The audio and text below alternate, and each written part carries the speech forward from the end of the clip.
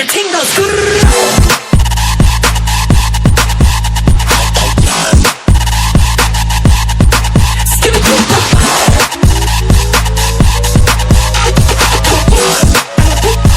Yo, and I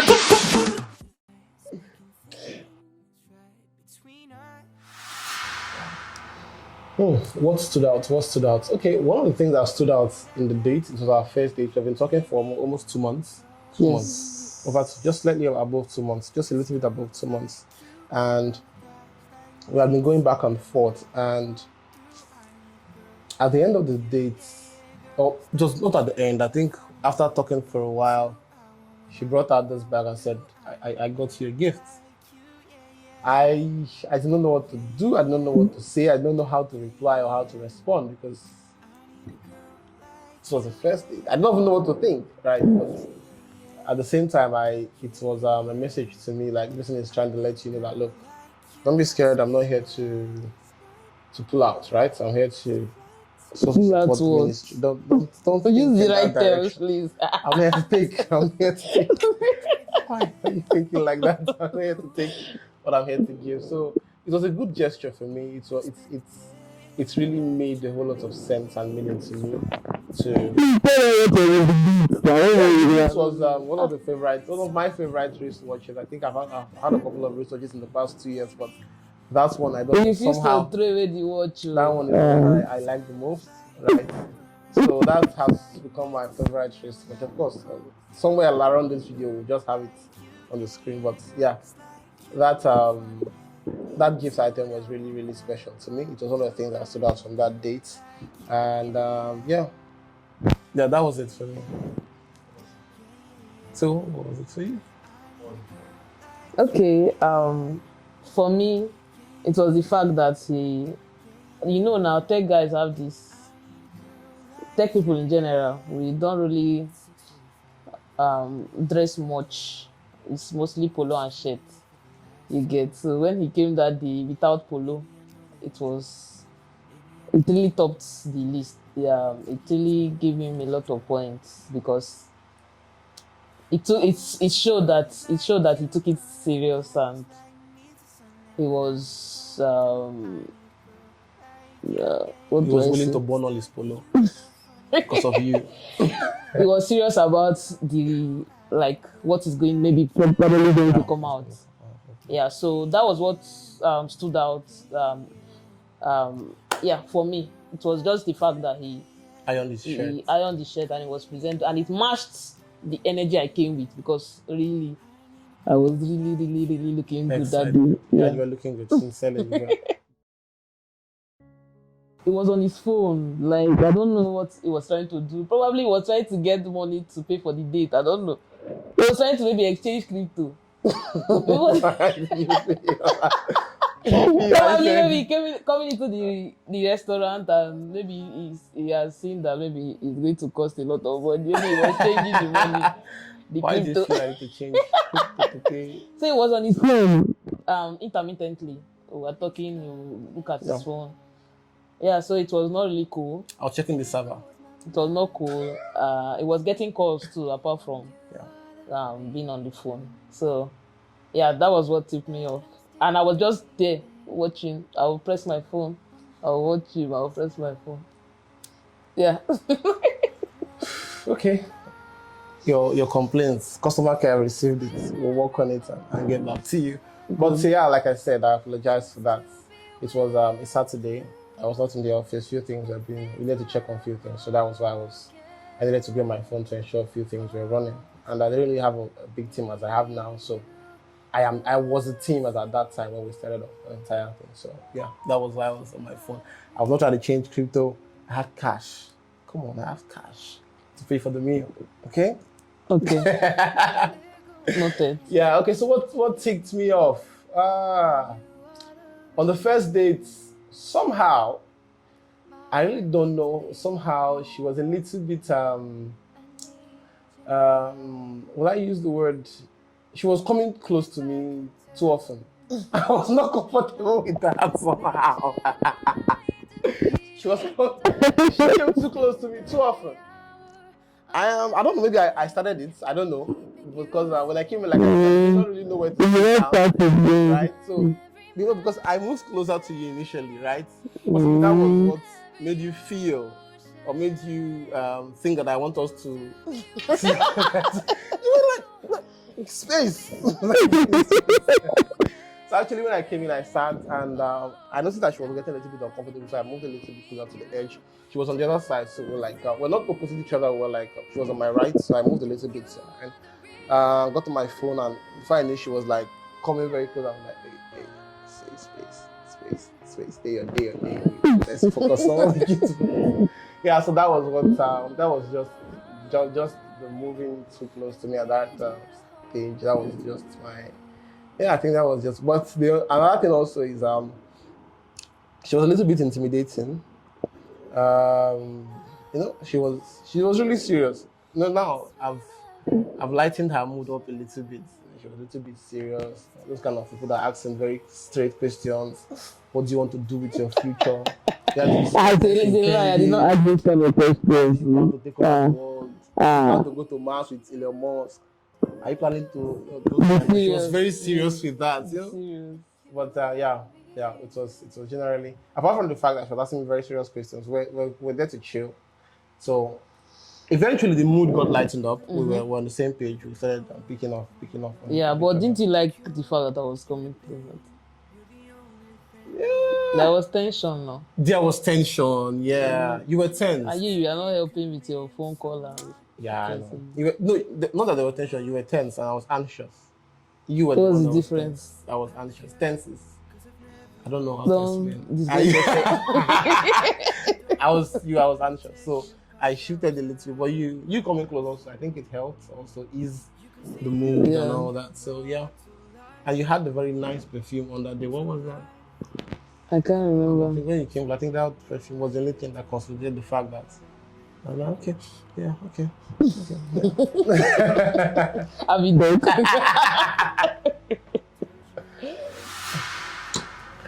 The engagement. So after actually dating, discussing for a while, one of the things I decided to do was in our discussions, I decided to take it further. And at that point, I decided to get married. Yeah, it took time to come to that point. Yeah, I said, okay, we'd want to spend forever with this person. And after going back and forth, having this discussion with her, she was on board. So she was on board, and she was also willing to. How did you know that I was the one? To embark on that journey. Yeah, how did I know she was the one? First things first, the goals aligned. First of all, I needed someone who was not scared of me. Because for me, I think it's big energy all the way. So I needed someone who would not be scared to go large, who would not be scared to jump on certain things with me, right? So the goals aligned, we're going, was on the same page, my heart was there. And I really loved her. Love was one side, but beyond that, there was a whole lot of things I was looking at and metrics that actually match up my life moving forward. And in all these metrics, she fits across all these metrics. And I felt okay. These are this, and that's like some people will say the numbers matched. So it was a good reason to go on with this. Yeah. So it was 2022. I decided to go ahead with the engagement, right? So initially I was supposed to get engaged by February. And I told her, look, let's I'm looking forward to having this thing as soon as possible. And she said, no, it will be best if it happens a month or two before the wedding. I said, look, let's have it as soon as we can and all that. And after a while, we went back and forth, and February passed, March. At a point, I decided, no, I needed to make this move. At the point, she also was so calm. I said, okay, fine, if there's anything you want, just do your thing, however you want to do it. And for the engagement to really be as meaningful as I wanted it to be, I needed to, first of all, desensitize her from the fact that it was actually going to happen. So I think that was July. The previous month, I started telling her that there was this project I'm working on, that there's this thing I'm working on, at least I'm really going to get a lot of money, and I'm not going to have money this month. I'm going to be on a low budget, and I'm trying to save up. I'm trying to. So I was just giving her different, how would I call it now? Reasons. Yeah, and truly there was something I don't forgotten what it was, but there was something I was trying to chase that period. So I was telling her this thing is consuming a lot of money and resources. And look, I'm broke. I'm not going to be able to do anything this month. And I know that by that time she was like, say, look, even if I'm expecting a surprise, it's not going to be this month. It's not going to be in July. It's going to be maybe in August or September. Yeah. So that same month, I reached out to a friend and a colleague at Dosa. So I said, look, man, we need to do this thing this month. How do we go about it? So we started scoping some eateries in GRA. We scoped about. We went to Asia Town. The president call or just something else. We went to some other places, and finally we went to, because we needed the venue to be reserved. That was it for me. I needed a place that they will actually reserve the venue for me for like 5 or 6 hours, or like 4 or 5 hours. So I actually went to South 66, and they were willing to reserve, even serve meals, give us special treatments, and it was really nice. Shout out to South 66 for that. And yeah, so we had that discussion with them, and I reached out. That was like a week or two for that time. I reached out to a few of my friends. I reached out to Gospel. I reached out to Chibuzo. I reached out to who else? I reached out to Sylvester. Louis. I reached out to Louis the morning of the engagement. Thanks, Louis, for coming through for me. So I had a list of my friends. I reached out to Akuma. So Akuma was close to me, but was more closer to her. So I reached out to a few people who were closer to her, and yeah, and I told them this is what's gonna happen this week. It was a Sunday after service in the evening hours, and please show up, please support this. And the funny part was that they came and they were taking pictures with her. I don't know how she did not even notice. And they were taking pictures, and after the pictures, we went back to get food. And yeah, we sat down, and the guy that was supposed to serve the food was signaling the dosa that already time to drop the. So the dosa was like, "How far is it time?" I said, "Yeah, it's time." So they started serving meals, and she likes food. So when they were bringing the food, I noticed she was excited. Food after they coming, they were not dropping food, and they served other people first. Then they came to this row. They served mine, and they served hers, and yeah, and she opened the plate, Yeah, the video is. and there it was. She was short of words. She was just laughing. She was. She said, "This guy, he tight too." At that time, she didn't believe my weight. And then by the time she saw that, and I noticed she was really happy too. She was excited. I noticed how she was doing like this all through the pictures, doing like this. Do that thing, exactly that thing. And yeah, also, Iva Accessories also was the one who provided this. And that period was a little bit tight for me. I had work on my hand. I was not even able to go and pick up the rings, but they actually gave it to my assistant. My assistant shipped it to me within like 24 hours. They made it happen. So I really appreciate them for that, for making that happen also. So it was big for me. It was huge for me to put all that together. And of course, to the friends that came around to also made it a memorable evening for us. And yeah, that was just it. Well, it was I think it was a memorable event for me as a person. And I it's not everybody sure, but I knelt down because I had to kneel Why down. won't you Because kneel down? as a senior man, it's not every time you see senior men kneeling down. But, these things happen once in a while. Snap it, put it on OpenSea as an NFT, preserve that memory. Yeah. So, but it was generally an awesome experience for me. Oh, like you said, it was supposed to happen in February when he mentioned it, but now the way people pretend till it's almost closer to the wedding before they do engagement or before they post it. I don't know. So I felt that it should go that way. So I told him to like hold off on that till a month, 2 months to the wedding, and before he does it. But he backed off. But when I told my parents, they were like, I should allow him to do what he wants to do. So I told him. Before then, I traveled.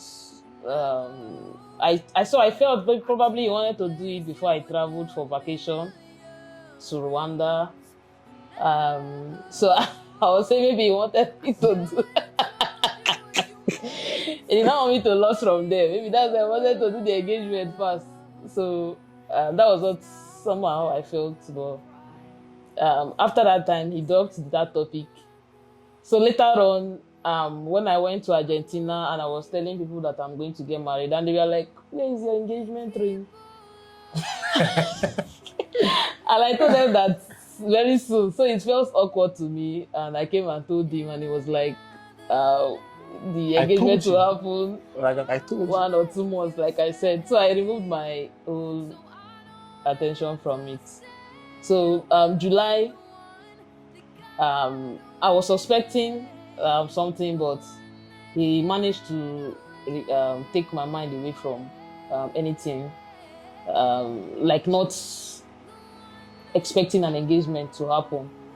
So I won't lie, we had timelines for it. So it's not something I will come and start crying. Cry. No, No, you didn't cry. but it was surprise. I was surprised because that day I was not expect. I told him that is it what you. I asked him if it was what he wanted to do, but he said no. That was not it. That it was just a get together with friends. So we arrived there and we sat. They were taking pictures with me, with two of us. I did not code. Me, even as I was in Texas, I did not code. So we sat down and the food, people started eating, our friends started eating, and I saw my food coming late. So I still never code. I did not code what was happening. So until the plate came, and I was wondering why my plate was closed, because others' plates were not closed.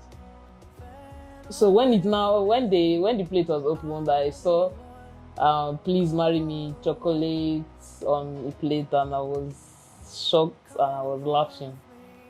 So I laughed, and he got down on his knees. Funny enough, he did not know which finger to put the ring. I was anxious. I was anxious. And I was whispering to him, put it on that finger, before he sharply did it. The sharp guy. And that was how. So it was really awesome. I was surprised. It took me by surprise because not everything takes me by surprise. But he managed to make it surprising. So it was an awesome engagement. Thank you to our friends who showed up. Thank you, baby, for organizing. Yeah, chief. And thank you to Edosa, the assistant chief of organizer. Yeah.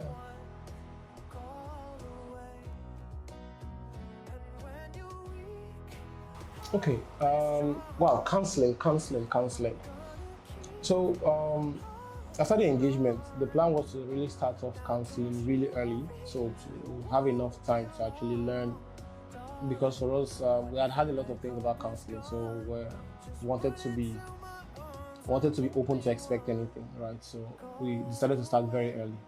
So initially, I'm from Redeem, so initially we went to Redeem to get the proper clearance. We went to see the pastors, we went for the interviews, and the question came, where are you planning to have the wedding? And we said Winners. So they said, okay, after the interviews, we'll write a letter, then we'll send to the other church, and they will also have an interview with you, then they commence. So we met the pastors and at Redeemed. Yeah, we received some instructions. One instruction that was not really a cool instruction, but we let that slide. But yeah, maybe I'll talk about that one later on, but in this video we'll talk about it. So we got one crazy instruction. We did it, right? But it was a good one, I would say. They asked us some other questions. I think they had me separated from her, and advised us. So the way the Redeemed Church is that there is a parish, there's an area, there's a zone, and there is the province. So we had this stuff interview at the area level, right, where the area marriage counselors will gather, interview, ask questions, and get feedbacks, right. So we did all that. They were satisfied. Moved us to the zone. The zonal pastor, awesome pastor. He had his own interview and got feedback. He had that interview. His wife was also involved. Had the interview, got feedback. He was also impressed and told the pastor that look, we're good to go, and that he can actually release a letter approving that they have had interviews with the other church, which is her church. Winners can actually go ahead and still interview this to people who are about to actually get married. So yeah, that was the whole scope from my end. Yeah, you should share on the whole winners part. Yeah. So like you said, there was one crazy instruction, and it's one we are not going to share that in this video. We won't. But now, during one of the meetings with, I think it's the zonal pastor, the area pastor of Redeem, he asked me my church, how convinced I am, how do I know that my conviction, how do I know that he's the one? And I responded, and I explained how they asked how we started. I explained the whole episode of where we had a serious discussion. We had to set boundaries, and the fact that I was the one that asked the question, what did I ask you? What did I ask you? Yeah, we're going. Where is this? So what is this? We had one discussion during the first month of second month of our chat, when we initially started chatting, and we were speaking on the phone, and he was discussing about me with his friend. And his friend was like, guy, you're not ready. Don't involve yourself in anything. That he should cut it off early. Probably he was trying to watch out for him. Before now, we have a lot of stories. We have had a lot of negative stories, feedbacks regarding counseling and what not to do, what to watch out for. And so when we started at Winners Chapel, it was really smooth. The process was smooth. The counselors were actually really very, very, very nice to us and to other couples who were also being counseled. So we started counseling. The counseling for Winners is 3 months. So we started counseling September, October, November. Yeah. And we rounded it up in December. So yeah, that was how the counseling went, and it was really awesome. We learned a lot of things. I learned a lot of things that, especially from the book Making Marriage Work that I read as part of the requirement for the counseling, and I learned a lot of things from that book by Mama Faith Oyedepo, and it really taught me a lot of things. He too was reading his own book. Marriage Covenant. So that was the whole process. I really thank the counselors, the marriage committee, for how they helped us. We asked questions. We learned a lot. I thank the ministers too that came to share with us their stories and to share a lot of nuggets. So thank you to the church for a wonderful counseling session. If I may add, one of the core things that I personally that I learned from the whole getting feedback from outside and going for the counseling and all that. Don't assume. Sometimes people will say certain things because they also are not willing to take the right step or move in the right direction. Counseling is not what majority of people outside are saying it is. First-hand experience, I can tell you.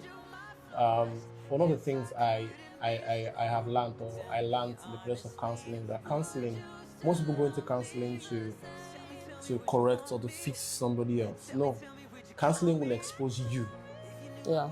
and you will see that you are the one that actually needs to be fixed, or you're the one that needs to improve, or you're the one that actually needs to get better. And one of the things that most people do, I don't know how people do it. They get married and they're actually going for counseling, and I really don't know. It's going to be tough. It's going to be really tough for some. But one of the things that counseling will do, or counseling did, or for me, was it really helped me actually understand, first of all, my role in depthly, because these are not just things you see on social media. These are not just things you just pick up searching Google, right? These are step-by-step explanation of your role as a man.